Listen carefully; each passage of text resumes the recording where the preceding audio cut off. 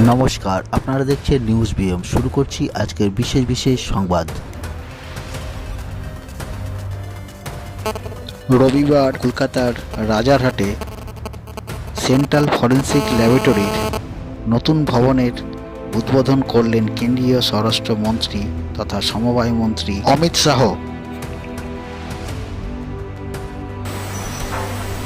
Waste Bengal assembly में नेता प्रतिपक्ष भारतीय जनता पार्टी के वरिष्ठ नेता श्री शुभेंदु अधिकारी जी, भारत सरकार के गृह सचिव श्री गोविंद मोहन जी,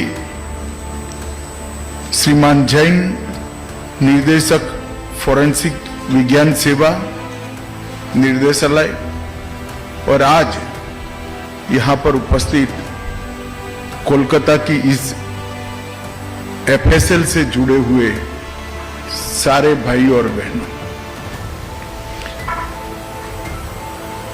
मेरे लिए बड़ा हर्ष का विषय है कि एक विजन के साथ कई सालों से भारत सरकार सुरक्षित, पारदर्शी और evidence based criminal justice system के निर्माण में लगी है। इसमें आज एक और कड़ी जुड़ने जा रही है। दिखने में तो महज 88 करोड़ की लागत से एफएसएल का निर्माण हुआ है, परंतु इस एफएसएल के सीएफएसएल के माध्यम से पश्चिम बंगाल, झारखंड, बिहार, ओडिशा, असम, सिक्किम और उत्तर पूर्व के सभी राज्यों को evidence based criminal justice system develop करने में एक होलिस्टिक अप्रोच की भूमिका का निर्वहन करने में मदद करेगा। ये सभी राज्यों से, पूरे नॉर्थ ईस्ट से कॉम्प्लिकेटेड केस तो यहां आएंगे ही आएंगे, हर विधा के आएंगे, परंतु इसके साथ साथ हमारे 3 नए आपराधिक न्याय प्रणाली से जुड़े कानून और उसके क्रियान्वयन में एविडेंस का महत्व, फोरेंसिक साइंस का महत्व और उसका दोषियों को सजा कराने में महत्व, ये तीनों प्रक्रिया को समझाने में, अपनाने में और उसको अंततोगत्वा पुलिस स्टेशन तक पहुंचाने में इस एफएसएल का बहुत बड़ा रोल रहने वाला है। क्योंकि भारत सरकार ने समग्र देश के अंदर एक सीएफएसएल का जाला बुनकर 3-3, 4-4 राज्यों के क्लस्टर बनाकर वो 3-4 राज्यों के क्लस्टर की क्रिमिनल जस्टिस सिस्टम को एविडेंस बेस्ड बनाने का एक उपक्रम चालू किया है। अभी तो एफएसएल बनाने का काम है, उसके बाद भारत सरकार का गृह मंत्रालय एक सीएफएसएल और इसके अंतर्गत 4-5 राज्यों के क्लस्टर को ये पूरी सिस्टम होलिस्टिक अप्रोच के साथ किस तरह से डेवलप की जा सकती है, इनकी ट्रेनिंग किस तरह से की जा सकती है, इसका अभियोजन में उपयोग किस तरह से किया जा सकता है और सटीक से सटीक नतीजे जल्द से जल्द कैसे प्राप्त हो सकते हैं, ये सारी चीजों को आने वाले 1-2 साल के अंदर हम जमीन पर আপনি যদি চ্যানেলে নতুন হয়ে থাকেন हम जनवरी 26 से কমেন্ট করুন। খবরে থেকে एक क्लस्टर अप्रोच से সংবাদ আপনার ভালো লাগে তাহলে সাবস্ক্রাইব করে फोरेंसिक साइंस को थाने तक पहुंचाने का अप्रोच, फोरेंसिक साइंस के उपयोग को एविडेंस में महत्व देने के लिए हर कोर्ट तक पहुंचाने का एक प्रक्रिया हर छोटे से छोटे थाने में बैठा इन्वेस्टिगेशन करने वाले व्यक्ति को इसका महत्व समझाने का एक अभियान हम जनवरी 26 से चालू और इसके माध्यम से समग्र देश की क्रिमिनल जस्टिस सिस्टम को हम तर्क की जगह एविडेंस बेस बनाएंगे, जिससे संदेह की कोई गुंजाइश नहीं रहेगी। सबका लाभ दोषियों को नहीं मिलेगा और जो पीड़ित है उसको न्याय मिलेगा। ये पूरी प्रक्रिया तभी हो सकती है जब पूरे देश जितने भी पुलिस स्टेशन है, जितने भी हमारे पब्लिक प्रोसिक्यूटर्स हैं और जितने भी कोर्ट हैं, वो सब एक पूरी प्रक्रिया का महत्व समझे, इसको अपनाएं और अपने कामकाज में उसको महत्व का स्थान दें। तो सेंट्रल फोरेंसिक्स लेबोरेटरी का जो जाला बुनना हम चाहते हैं, उसके माध्यम से क्लस्टर अप्रोच से कॉम्प्लिकेटेड केस में विशेषज्ञों की मदद से निर्णय पर पहुंचना तो है ही, परंतु साथ साथ एक पूरी क्रिमिनल जस्टिस सिस्टम की न्याय प्रणाली में आमूलचूल परिवर्तन करना भी है। ये जो 6 एकड़ में लगभग 90 करोड़ सी लागत से CFSL बनी है, इसमें बायोलॉजी, सीरोलॉजी, DNA परीक्षण, केमिस्ट्री, विस्फोटक, विष विज्ञान, narcotics, ballistic, computer science, psychology और फिजिक्स, ये सब डिपार्टमेंट एक साथ चले। तो राज्य की FSL में जहां तज्ञता की जरूरत होगी, विशेषज्ञ की जरूरत होगी, वो सारे केस यहां बहुत सरलता से ट्रांसफर भी होंगे और इसका उपयोग भी कर पाएगा। आज यहां पर नारकोटिक्स संस्करण 2 और एक्सप्लोजिव संस्करण 2 का भी विधिवत रूप से विमोचन हुआ है। मुझे विश्वास के दोनों संस्करण देश भर की फॉरेंसिक साइंस लेबोरेटरी को कई सारे काम करने के लिए सरलता उपलब्ध कराएंगे। हम 21वीं सदी में जब हमारे ट्रांजैक्शन, कम्युनिकेशन, आइडेंटिटी और बेसिक डिटेल जब सब ऑनलाइन हो रहा है, एक जगह पे स्टोर हो रहा है, तो अपराध का स्वरूप भी इतनी ही तेजी से बदल रहा है। और ये बहुत जरूरी है कि अपराध को रोकने वाले अपराधी से 2 कदम आगे रहें। और इसमें अगर हम विज्ञान का उपयोग नहीं कर सकते, स्पष्टता से युक्त कानूनों का उपयोग नहीं करते हैं, तो हम अपराध से 2 कदम आगे नहीं रह सकते। आज एक प्रकार से DNA के माध्यम से मेरी ध्यान में है 20-20 साल पुराने केस में आज सजा होने की शुरुआत हुई है। फोरेंसिक ऑडिट से बड़े बड़े आर्थिक घोटाले भी अब बाहर आने लगे हैं और एक नए एरा में हमारी क्रिमिनल जस्टिस सिस्टम पहुंच रही है। Mobile forensic, call detail analysis, app uses का ट्रेस और साइकोलॉजिकल प्रोफाइलिंग ने एक हमारी आपराधिक न्याय प्रणाली को नए एरा में पहुंचाने में बहुत बड़ा योगदान दिया है। मित्रों, जब मैं यहाँ आया हूं तब भारतीय न्याय संहिता, भारतीय नागरिक सुरक्षा संहिता और भारतीय साक्ष्य अधिनियम BNS, BNSS और BSA उसको भी जरूर जिक्र करना चाहूंगा। ये भारत के लोगों द्वारा चुनी गई संसद ने भारत के लोगों के संविधान अधिकारों की रक्षा के लिए बनाए कानून। 160 साल पुराने अंग्रेजों ने बनाए हुए कानून को नरेंद्र मोदी जी के नेतृत्व में भारत सरकार ने खत्म कर नए भारत के नए कानून लेकर हम आगे बढ़े हैं और लोगों को न्याय दिलाने की दिशा में मैं मानता हूं कि ये एक क्रांतिकारी बदलाव है। अब प्रमाण के अभाव में निर्दोष दोषी निर्दोष नहीं छूट जाएंगे, इसका मुझे पूरा भरोसा है। ये कानून में आने वाले 100 वर्षों तक तकनीक में जितनी भी बदलाव आने की संभावनाएं हैं, वो सभी को अभी से समाहित कर डेफिनेशंस बनाई गई हैं।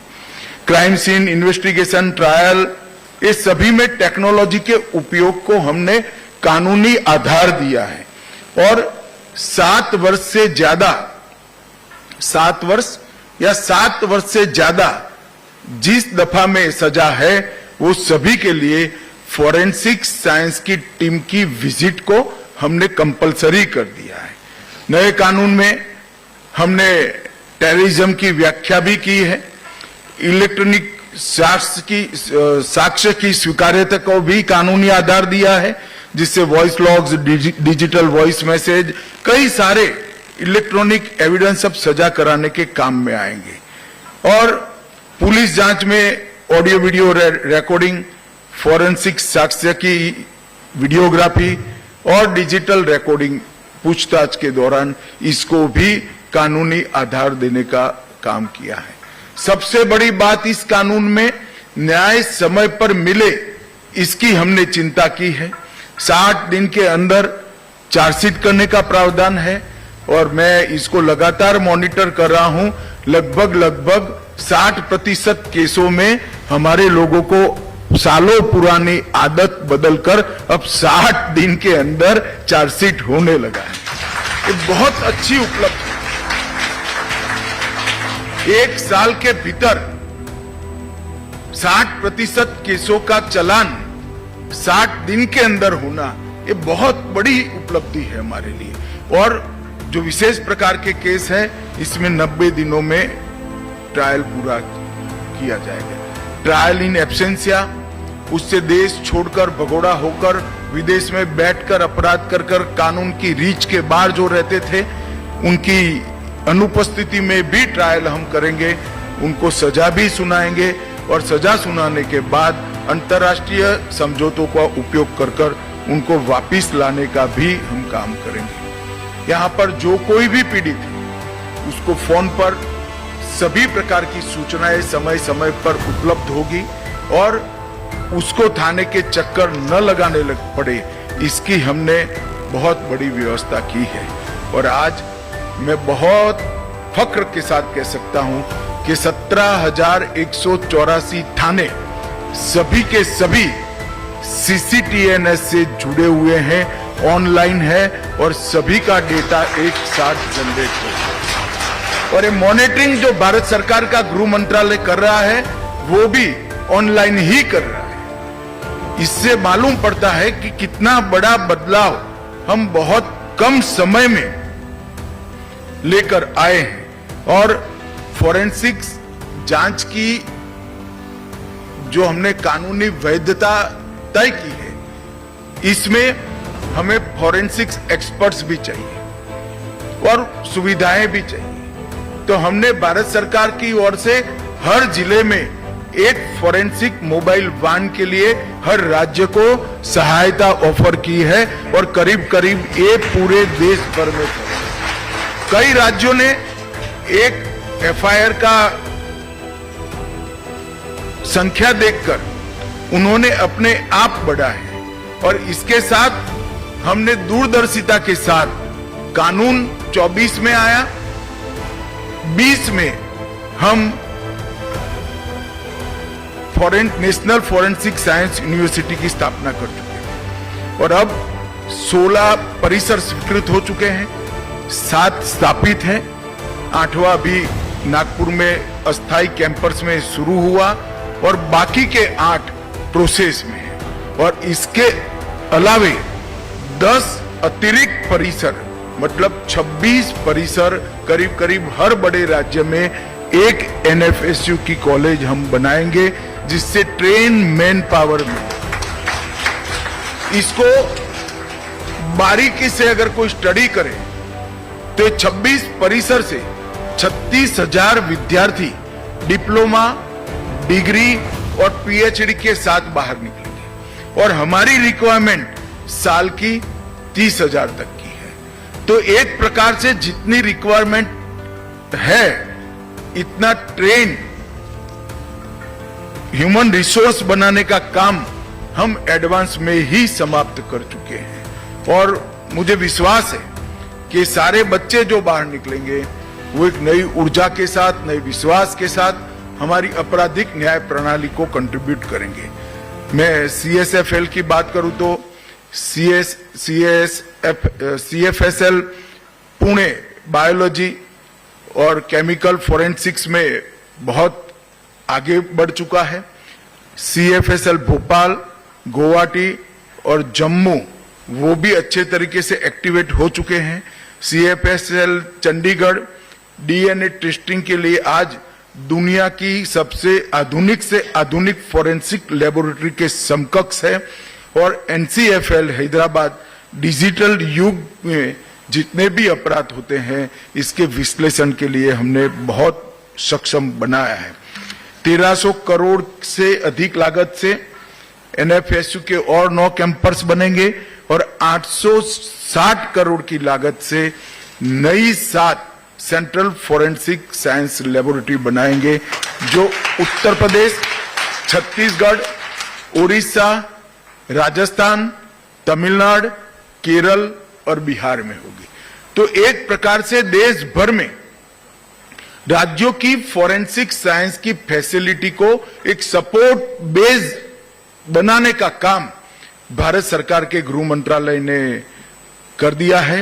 लगभग 2080 करोड़ की फोरेंसिक क्षमताओं के आधुनिकीकरण की योजना भी हम ला रहे हैं और 200 करोड़ की लागत से नेशनल फोरेंसिक डेटा सेंटर की स्थापना भी करेंगे, जिससे अनेक प्रकार के डेटाओं का संग्रहण और आर्टिफिशियल इंटेलिजेंस के आधार पर इसका विश्लेषण और वो विश्लेषण का हर फोरेंसिक साइंस को उपलब्ध कराकर जांच को और पैनी बनाने का काम हम करेंगे।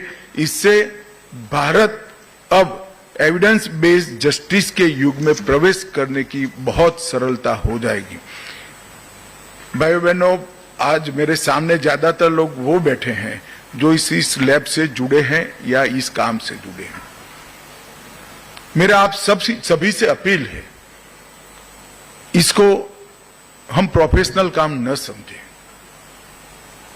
हमारे संविधान निर्माताओं ने आजादी की स्पिरिट को हमारे संविधान के अंदर भरने का काम किया, मगर वो स्पिरिट को जमीन पर उतारने का काम शायद हम बहुत देरी से शुरू कर रहे हैं। एक गरीब आदमी इतना निराश हो जाए कि थाने में फरियाद करने ही न जाए।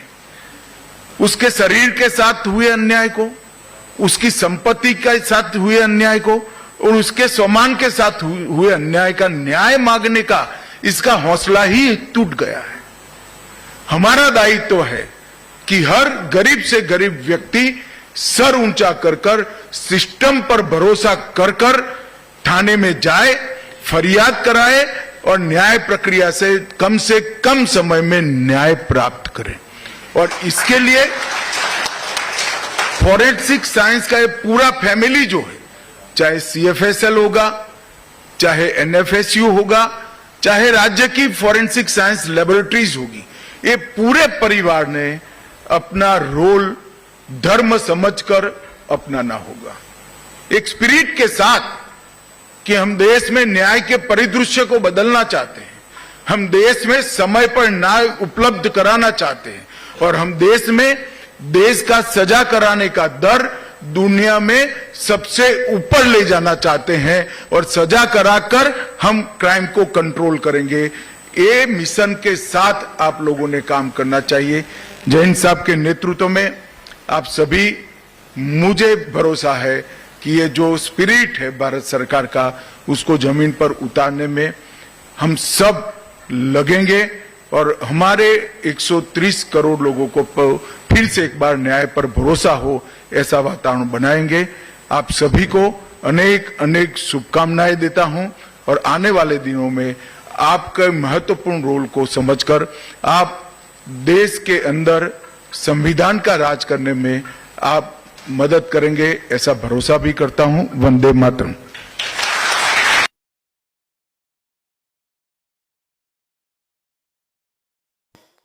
মহাসমারোহে পালিত হলো সারা রাজ্যের সাথে মালদা জেলাতেও জামাই ষষ্ঠী। বাঙালিদের